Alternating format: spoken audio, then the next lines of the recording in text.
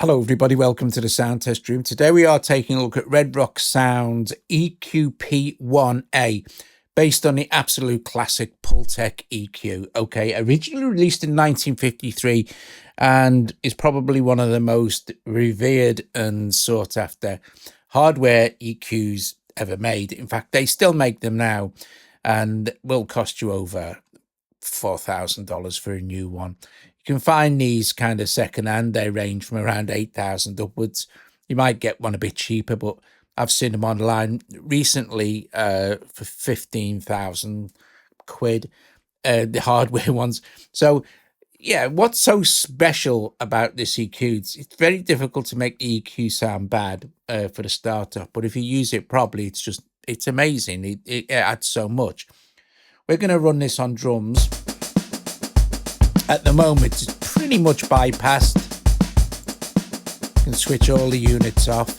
Now you can get these units separately, or they come complete as this one package sort of thing.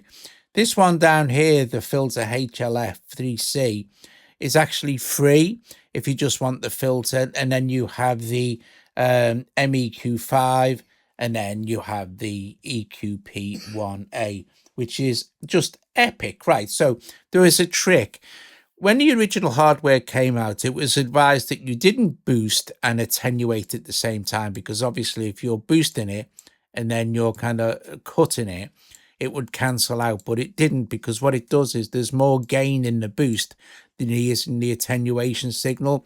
So what happened was it created a completely new curve, and this was the same for the high end as well. So we'll start with concentrating on the bass end. Where it says CPS and KCS, all that means is cycles per second, and then kilohertz cycles, kilocycles per second. It's the same as hertz is now, but because this was in the 50s, they called it CPS and KCS. So when we're set at around 30 hertz, it boosts signals around 30 hertz and below, again 60 around 60 and below, and then 100 around 100 and below. We'll start with 30, and I'll switch on the EQ. You won't hear a lot of difference. We have analog saturation. You'll hear that, right? So even without doing any EQing, it adds something in there. Now, for this demo, I am using One Shot and 60s drum kit, and then I'll move through to a couple of different drum kits. Right, okie dokie. So I'm going to boost it now at the 30 hertz, sorry.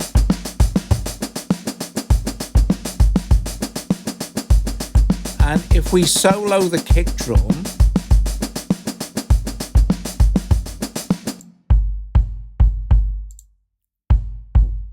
you'll get a good idea of what this is doing. So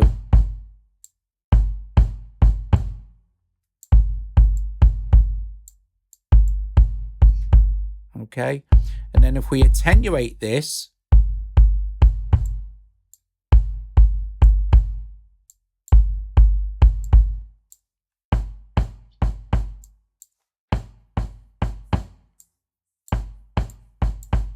so I'm going to turn the microphone down and play around with some of these controls so you can actually hear what's going on.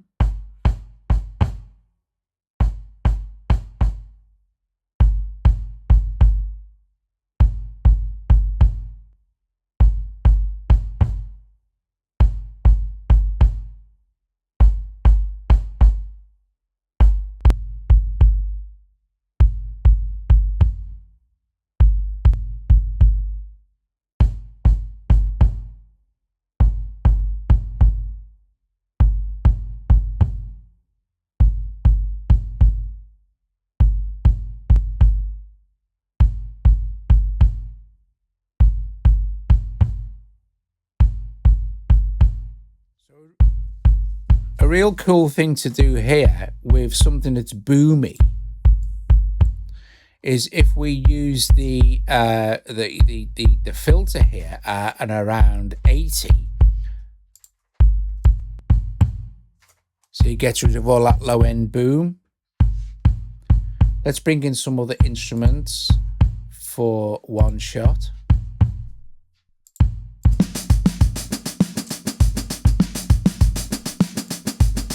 Let's start to boost the top end now. And this will be around 8 kilohertz. I found the sweet spot for this particular drum kit around 10.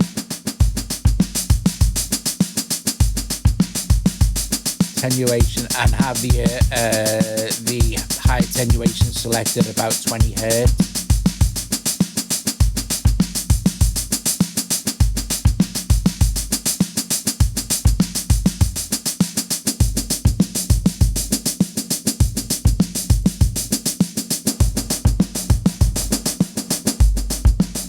So we get all that boom back in.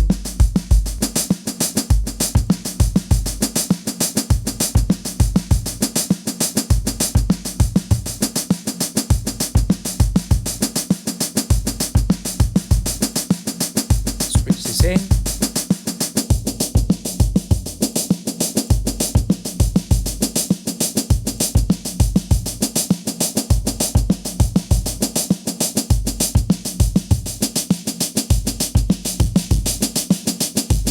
Nice with the analog saturation on the MEQ5.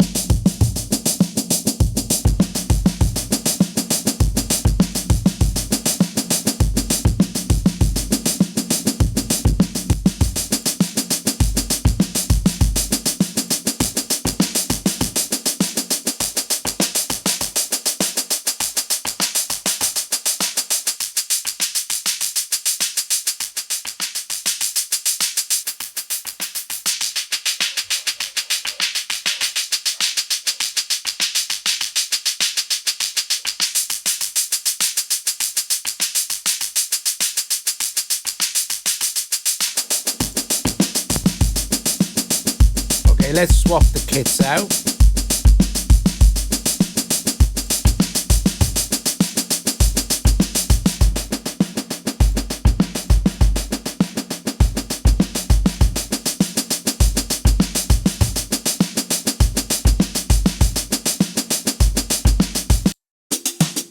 '70s kit now.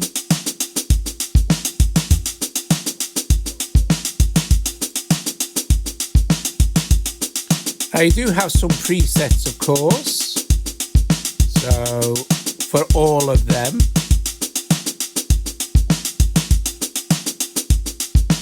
Let's see if we can find some for drums.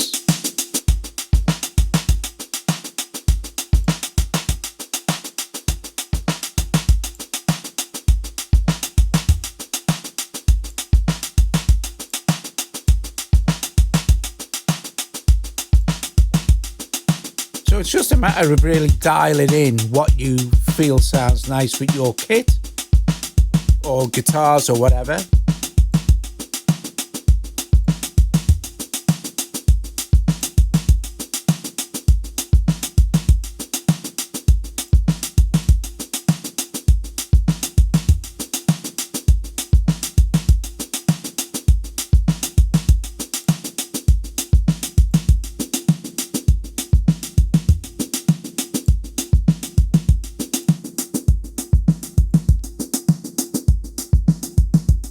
This is all your kind of mid-range stuff.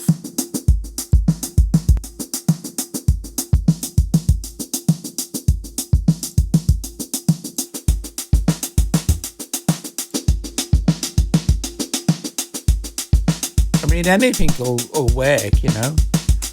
Now, this is a cool one. Let's kind of reset all this stuff. Set that around 30 hertz.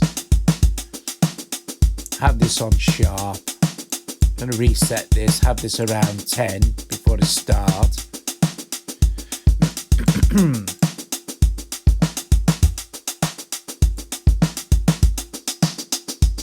Okay. And this is switched off and we'll put it in. Right, okay. And the last kit I want to show you this on is the brush kit. So this is very boomy. Let's turn it up. So So this is where you can kind of get a lot more control. Around 30 Hertz will start to boost. And if we, so we're going to hear it best at, 30. Let's bring in our low cut now.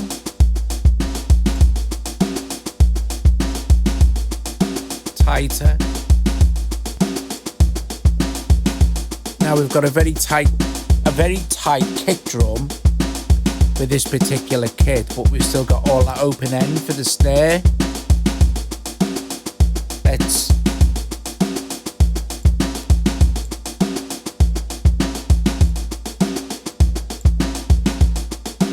Now you're tightening up the snare, but let's boost the top end around 10k.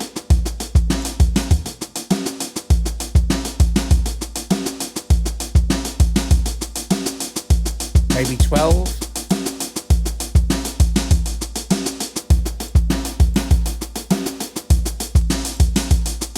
But 10k is really good.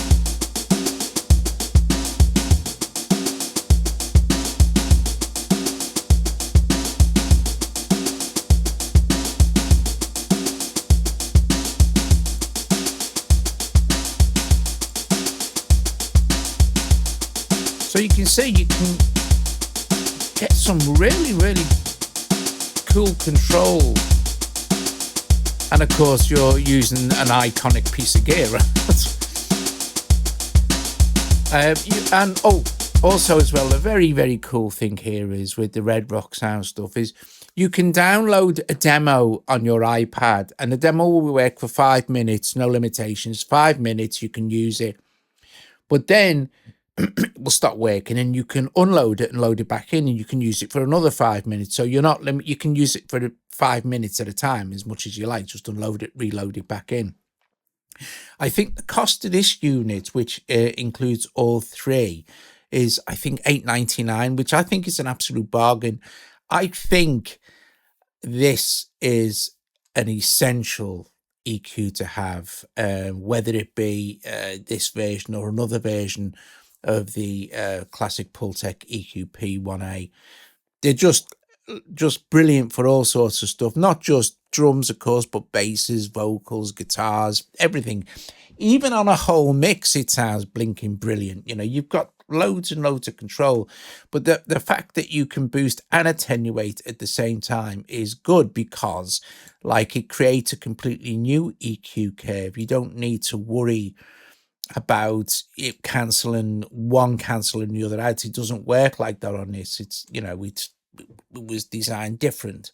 Anyway, thanks for watching. If you enjoyed the video, give it a thumbs up, subscribe to the channel, consider becoming a Patreon. I'll put a link in for the Red Rock Sound stuff, and they make absolutely tons of classic vintage gear emulations, and this one is particularly nice. Awesome stuff. I'll see you guys later. Ta-da.